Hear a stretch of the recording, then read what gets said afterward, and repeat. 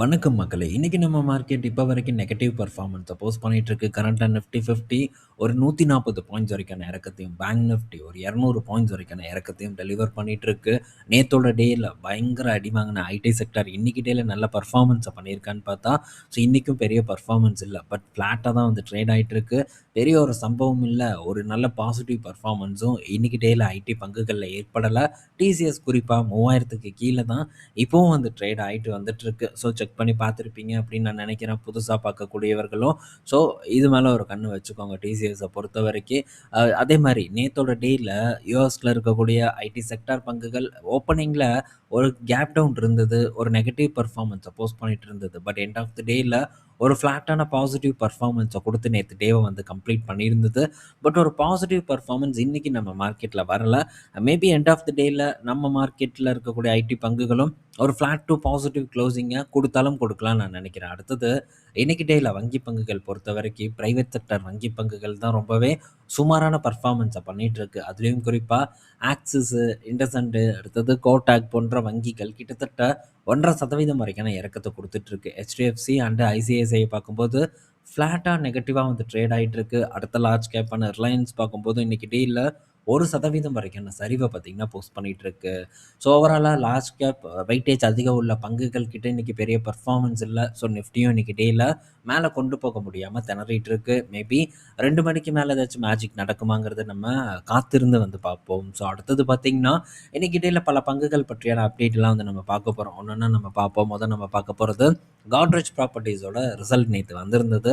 Year on இயர்ல ஒரு better பெர்ஃபார்மன்ஸை வந்து டெலிவர் பண்ணியிருக்காங்க. 60% பார்த்தீங்கன்னா, ப்ராஃபிட் வந்து உயர்ந்திருக்கு. பட் இருந்தாலும் கூட அவங்களுடைய போன காலாண்டு பெர்ஃபார்மன்ஸ் கூட நம்ம கம்பேர் பண்ணணும்னா, அந்த அளவுக்கு சிறப்பான ஒரு பெர்ஃபார்மன்ஸ் எல்லாம் இந்த கோத்ரெஜ் ப்ராப்பர்ட்டீஸ் கிட்ட இருந்து இல்ல. பட் இந்த ரியல் எஸ்டேட் செக்டார வந்து நம்ம ஒரு பக்கம் கண்ணு வச்சுக்கிட்டே தான் வந்து இருக்கணும். ஏன்னா, இந்த இடத்துல நல்ல ஒரு கரெக்ஷன் ஏற்பட்டிருக்கு. பங்குகள் அட்ராக்டிவா மாறிட்டு இருக்கு. ரியல் எஸ்டேட் பார்த்தீங்கன்னா, இப்போ இத கடந்து மற்ற பக்கமும் போறாங்க. குறிப்பா இந்த டேட்டா சென்டர் நோக்கி வந்து போறாங்க. இதெல்லாம் பார்த்தீங்கன்னா, நம்ம என்ன நடக்குதுங்கிறத உள்வாங்கணும். இவன்லாம் அப்படி பண்ண மாட்டான், இவன்லாம் வீடு விக்க மாட்டான் அப்படின்ட்டு நம்ம ஒரு முடிவு எடுத்தோம்னா, அது தவறான முடிவா மாறுறதுக்கான வாய்ப்புகள் அதிகமா இருக்கு. அதனால நம்மளே வந்து ஒரு ஒரு விஷயத்த வச்சு இதுதான் நடக்கும் அப்படின்ட்டு டிசைட் பண்ணிக்க வேண்டாம். என்ன நடக்குது அப்படிங்கிறத மட்டும் நம்ம தொடர்ந்து வந்து ட்ராக் பண்ணுவோம். இந்த இடிஎஃப்ல கூட ஒரு ஆப்பர்ச்சுனிட்டி ஏற்படும் அப்படின்னு நான் எக்ஸ்பெக்ட் பண்றேன். இண்டிவிஜுவல் ஸ்டாக்ல நம்ம முதலீடு பண்றதுக்கு பயமா இருந்தா, பட் நம்ம தொடர்ந்து ட்ராக் பண்ணுவோம். எடுத்தோம் கவுத்தன்ட்டு முதலீடு பண்ணக்கூடிய நேரம் இந்த நேரம் வந்து கிடையாது. ஏன்னா, எக்கச்சக்கமான வாய்ப்புகள் இருக்கு. அதனால நம்ம போய் ரொம்ப அவசரப்பட்டு முதலீடு பண்ணணுங்கிற எந்த அவசியமும் இல்ல. தொடர்ந்து வந்து ட்ராக் பண்ணுங்க. என்ன நடக்குதுன்ட்டு. அடுத்தது ஃபோர்ஸ் மோட்டாரோட ரிசல்ட் வந்திருக்கு. நல்ல ஒரு பெர்ஃபார்மன்ஸ பார்த்தீங்கன்னா போஸ்ட் பண்ணியிருக்காங்க. 406 கோடி இந்த காலாண்டுல ப்ராஃபிட்டா போஸ்ட் பண்ணியிருக்காங்க. இது போன வருடம் 115 கோடியா வந்து இருந்திருக்கு. பெட்டர் பெர்ஃபார்மன்ஸ டெலிவர் பண்ணியிருக்கு. பங்கும் பார்த்தீங்கன்னா, இன்னைக்கு டேல ஒரு 6% வரைக்கான ஒரு ஏற்றத்த வந்து குடுத்திருக்கு. திரும்ப பார்த்தீங்கன்னா, ஒரு உச்சத்த தொட்டிருக்கு. ரூ. 21,000 கிட்ட வந்து ஃபோர்ஸ் மோட்டார் ட்ரேட் ஆயிட்டு இருக்கு. வேற லெவல் மல்டி பேக்கர் ரிட்டர்ன் குடுத்த ஒரு பங்கு இந்த ஃபோர்ஸ் மோட்டார். அதுல எந்த சந்தேகமும் இல்ல. ஆனாலும் இப்போதைக்கு நம்ம பார்த்துக்குவோம். ரிசல்ட்ட பார்ப்போம் அவ்வளோதான். நமக்கு அடுத்து நல்ல ஒரு ஆப்பர்ச்சுனிட்டி எங்க இருக்கோ, அது பக்கம் போறத பத்தி தான் நம்ம திங்க் பண்ணணும். அதுவும் ஒரு ஸ்ட்ராங்கான ஒரு பிளேயரா வந்து நம்ம பார்க்குறது ரொம்ப நல்லது. ஏன்னா, நம்ம ரிஸ்க்க தவிர்க்கணுங்கிறது தான் நம்மளுடைய முதல் நோக்கமே. ஒரு ஸ்ட்ராங்கான பிளேயர் வரக்கூடிய காலத்துல ஒரு ஆப்பர்ச்சுனிட்டிய தரும்ன்னு பார்த்தா, அது நம்ம டாடா மோட்டார்ஸ் பேசஞ்சர் வெஹிக்கிள் தான். அத பக்கம் மட்டும் நம்ம முழு கவனத்த வந்து செலுத்துறதுக்கு ட்ரை பண்ணுவோம். சரியான நேரத்துல அத கேப்சர் பண்றத பற்றி மட்டுமே நம்ம பிளான வந்து போட்டுட்டே இருப்போம். ஓகே. அடுத்தது பார்த்தீங்கன்னா, டாடா மோட்டார்ஸ் பற்றியான அப்டேட் தான். டாடா மோட்டார்ஸ் பார்த்தீங்கன்னா, ஜேஎல்ஆரோட எவோக் எவோக் மாடல பார்த்தீங்கன்னா, நம்ம தமிழ்நாட்டுல அசெம்பிள் பண்ண ஸ்டார்ட் பண்ணிட்டதா ஒரு அப்டேட் வந்து குடுத்துருக்காங்க. பெரிய இன்வெஸ்ட்மெண்ட்ட வந்து இங்க பண்ணுனாங்க தமிழ்நாட்டுல. இப்போ மாடல்ல பார்த்தீங்கன்னா, புரொடக்ஷன் பண்ணவும் வந்து ஸ்டார்ட் பண்ணிட்டாங்க. இது மோஸ்ட்லி வந்து டொமஸ்டிக்குக்கு இருக்குன்னு சொல்றாங்க. மேபி எக்ஸ்போர்ட்டும் நாங்க பண்ணுவோம் அப்படின்ட்டும் ஒரு அறிவிப்பு டாடா மோட்டார்ஸ்ட்ட இருந்து வந்திருக்கு. இது ஒரு பாசிட்டிவான ஒரு நியூஸ் தான். இங்கேருந்து எவ்வளோ எக்ஸ்போர்ட் பண்ண போறாங்க? என்ன மாரி நடக்க போகுதுங்கிறத வெயிட் பண்ணி பார்ப்போம். அடுத்தது இன்னொரு செய்தி இன்னைக்கு டாடா மோட்டார்ஸோட ரிசல்ட் இருக்கு.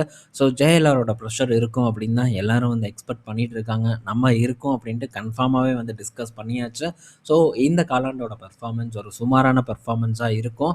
வரக்கூடிய நாட்கள்ல என்னைக்கு ஆப்பர்ச்சுனிட்டி ஏற்படும் அப்படின்னு தெரியல. தொடர்ந்து வெயிட் பண்ணிட்டு தான் இருக்கேன். மேபி வந்ததுன்னா பிடிப்பதற்கு நம்ம ட்ரை பண்ணுவோம். இன்னைக்கு ஈவினிங் ரிசல்ட் வந்ததுக்கு அப்புறமும் இவன் எப்படி பெர்ஃபார்ம் பண்ணியிருக்காங்கிறத நம்ம டிஸ்கஸ் பண்ணலாம். அடுத்தது ஸோ 2 எஃப்எம்சிஜி கம்பெனிஸ் பற்றி நம்ம பார்க்க போறோம். மொத கம்பெனி பார்த்தீங்கன்னா, இமாமியோட ரிசல்ட் வந்திருக்கு. நல்ல பெர்ஃபார்மன்ஸ் இந்த காலாண்டுல இமாமி போஸ்ட் பண்ணியிருக்காங்க. வால்யூம் குரோத் நல்லா இருக்கு. மார்ஜின் குரோத் நல்லா இருக்கு. ஸோ பங்கும் பார்த்தீங்கன்னா, இன்னைக்கு டேல கொஞ்சமா வந்து ஒரு ஏற்றத்த குடுத்துருக்கு. ஸோ ரூ. 500 கிட்ட வந்து ட்ரேட் ஆயிட்டிருக்கு. ஸோ இவங்களுடைய பெர்ஃபார்மன்ஸ் பார்த்தீங்கன்னா, இந்த காலாண்டுல 319 கோடியா வந்து இருக்கு. ஸோ ரெவென்யூ ரைஸ் ஆயிருக்கு. மார்ஜின் நல்ல மார்ஜின்ல பிசினஸ் பண்ணிட்டு இருக்காங்க. ஸோ பெட்டர் பெர்ஃபார்மன்ஸ் தான். ஆனா, ஸோ என்ன பொறுத்தவரைக்கும் இந்த இடத்துல நம்ம ஒரு லாங் டர்ம் அப்படின்ட்டுலாம் நம்ம பார்க்க முடியாது. பட் இதில எல்லாம் ஷார்ட் டேர்ம்க்கு நம்ம ட்ரை பண்ணலாம். ஆனா சில எஃப்எம்சிஜி பார்த்தீங்கன்னா, ஆல்ரெடி நான் ஃபோக்கஸ் பண்ணியிருக்கேன். ஸோ அதனால திரும்ப போய் ஒரு பக்கம் விழுவதில அர்த்தம் இல்லன்னு நான் நினைக்கிறேன். ஸோ அந்த அளவுக்கு கொஞ்சம் அட்ராக்டிவாவும் இல்ல. ஸோ மேபி ஏதாச்சும் ஒரு டிப் நடக்குது. ஸோ ஃபர்தரா எஃப்எம்சிஜி ஒரு ட்ராப் நடக்குது அப்படின்னா, அப்போ இதையும் வந்து நம்ம ஒரு கண்ணுல வச்சுக்கணும். ஏன்னா வேல்யூவேஷன் அப்படியே அட்ராக்டிவா தான் மாறிட்டு வந்துட்டுருக்கு. ரூ. 800 இருந்து இப்போ ரூ. 500 கிட்ட ட்ரேட் ஆயிட்டு இருக்கு இந்த இமாமி. ஸோ அப்படியே வந்து சைட்ல இதையும் வந்து கண்ணு வச்சுக்கோங்க. அடுத்தது மேரிகோ கிட்டேருந்து அப்டேட் வந்திருக்கு. ஸோ என்ன அந்த அப்டேட்னா, மேரிகோ வந்து காஸ்மிக் வெல்னஸ் அப்படிங்கிற ஒரு கம்பெனிய 226 கோடிக்கு அச்சீவ் பண்ண போறதா வந்து சொல்லியிருக்காங்க. ஸோ புரோட்டீன் பவுடர் இந்த மாதிரியான விஷயங்கள தயாரிக்கக்கூடிய ஒரு நிறுவனம் ஆல்ரெடி இருக்கக்கூடிய எஃப்எம்சிஜி கம்பெனிஸ் ஒரு 2, 3 குவார்ட்டருக்கு முன்னாடியே சொல்லியிருந்தாங்க. நம்ம கூட அத பத்தி பேசியிருந்தோம். என்னன்னா, நாங்க வந்து அக்விசிஷன் மூலியமா தான் வளரப்போறோம் அப்படின்ட்டு எஃப்எம்சிஜி கம்பெனிஸ் தெளிவா வந்து சொல்ட்டாங்க. ஐடிசிலேருந்து, HULலேருந்து மற்ற பெரிய நிறுவனங்கள் மேரிகோ, டாபர் போன்ற நிறுவனங்கள் க்ளீனா வந்து சொல்லிட்டாங்க. ஸோ, அதனால இன்னும் பல அக்யூசேஷன் நியூஸ நம்ம தொடர்ந்து கேட்டுக்கிட்டு தான் இருக்க போறோம். அடுத்தது இந்துஸ்தான் ஜிங்க் பார்த்தீங்கன்னா, இந்துஸ்தான் ஜிங்க் மட்டும் இல்ல. இந்த மெட்டல் கம்பெனிஸ் எல்லாமே இன்னைக்கு டேல அடிச்சு பொளந்து விட்டுருக்காங்க. ரீசன் என்ன? ஸோ, ஒரு ரீசனும் இல்ல. இந்த மெட்டல்ஸ் பார்த்தீங்கன்னா, ரொம்ப வாலடைலுக்கு உண்டானது. பங்கும் நல்ல ஏற்றத்த குடுத்திருக்கு. மெட்டல் இறங்கும்போது இந்த பங்கையும் போட்டு அடிப்பது தான் ஒரு வழக்கமா வந்து இருந்துட்டுருக்கு. ஸோ, இது பக்கம் நம்ம பெருசா இப்போதைக்கெல்லாம் எந்த ஆப்பர்ச்சுனிட்டியும் இல்லன்னு தொடர்ந்து டிஸ்கஸ் பண்ணிட்டு இருக்கோம். யாரும் டாப்லயும் வாங்கியிருக்க மாட்டீங்கன்னு தான் நான் நெனைக்கிறேன். ஸோ, அதனால இப்படி நடக்குது அப்படிங்கிறத மட்டும் நம்ம தெரிஞ்சுக்குவோம். ஸோ, இந்த வீடியோல நம்ம பல இன்ஃபர்மேஷன் பத்தி டிஸ்கஸ் பண்ணியிருப்போம். பயனுள்ளதா இருக்கும்னு நான் நெனைக்கிறேன். அது போக இன்னும் சில அமெரிக்க பங்குகள் கிட்ட இருந்தெல்லாம் அப்டேட் வந்திருக்கு. Qualcomm அண்ட் AMD போன்ற பங்குகள் அதிரடியான சரிவை வந்து சந்திச்சிருக்கு. ஸோ, இன்னும் சில பங்குகள்ல நோவோ நார்டிஸ்க்ல நடக்கக்கூடிய மாற்றங்கள் இத பற்றியெல்லாம் நம்ம நெக்ஸ்ட் ஒரு வீடியோல சீக்கிரமாவே டிஸ்கஸ் பண்றதுக்கு நான் ட்ரை பண்றேன். டேட்டாஸ் கலெக்ட் பண்ணியாச்சு. ஸோ, ரெடி பண்ணிட்டு அத பற்றி நம்ம அப்கமிங் டேஸ் இல்லன்னா முடிஞ்சா இன்னைக்கு கன்ஃபார்ம் முடியாது. ஸோ, மேபி இந்த வீக்ல ஏதோ ஒரு நாள் நம்ம டிஸ்கஸ் பண்ண ட்ரை பண்ணலாம். பல முக்கியமான அப்டேட்ஸ் இருக்கு. அடுத்து என்ன பண்ண போறாங்கங்கிறத பற்றியெல்லாம் நம்ம அந்த வீடியோல வந்து டிஸ்கஸ் பண்ணலாம். ஸோ, இந்த வீடியோ பயனுள்ளதா இருக்கும். நம்ம ஈவினிங் மீட் பண்ணுவோம். பாய் மக்களே!